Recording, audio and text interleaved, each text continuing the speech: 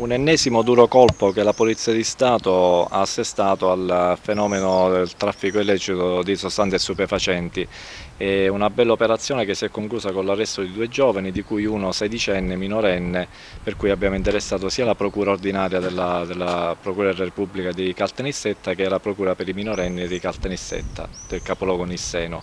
In particolare questi 2 giovani hanno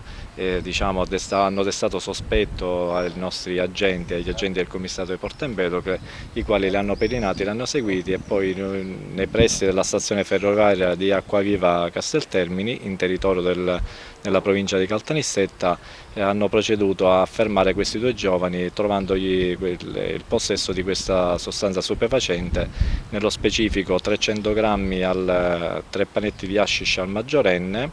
al pastorella, e 150 grammi di hashish e 9 grammi di cocaina al minorenne. La droga che era destinata a quale piazza dello spaccio, dottore? Ma riteniamo che sull'asse provincia di Agrigento-Palermo circolano un bel po' di droga che viene ovviamente destinata purtroppo ai giovani e giovanissimi della provincia di Agrigento e anche del comprensorio empedoclino e agrigentino in generale. Ancora una volta a spacciare sono giovanissimi, si sono creati un'alternativa alla mancanza di lavoro.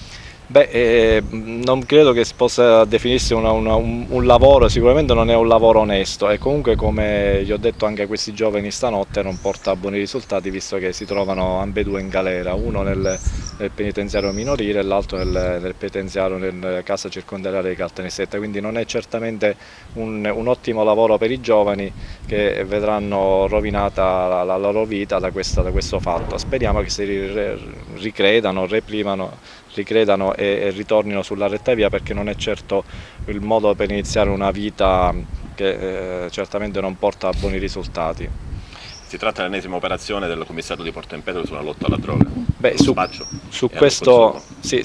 questo fenomeno che, come ho detto prima, è molto esteso, vasto, complesso, stiamo mettendo in campo moltissime risorse. Il questore Auriemma ci ha dato grandissime spunto e slancio, e anche forse per reprimere questo fenomeno, perché è assolutamente una delle piaghe che sta colpendo le famiglie agrigentine. Pensiamo che, come avevo detto in altra conferenza stampa, che il fenomeno dell'assunzione di stupefacenti è diventato così vasto, ma soprattutto si è abbassata la soglia della prima assunzione, per cui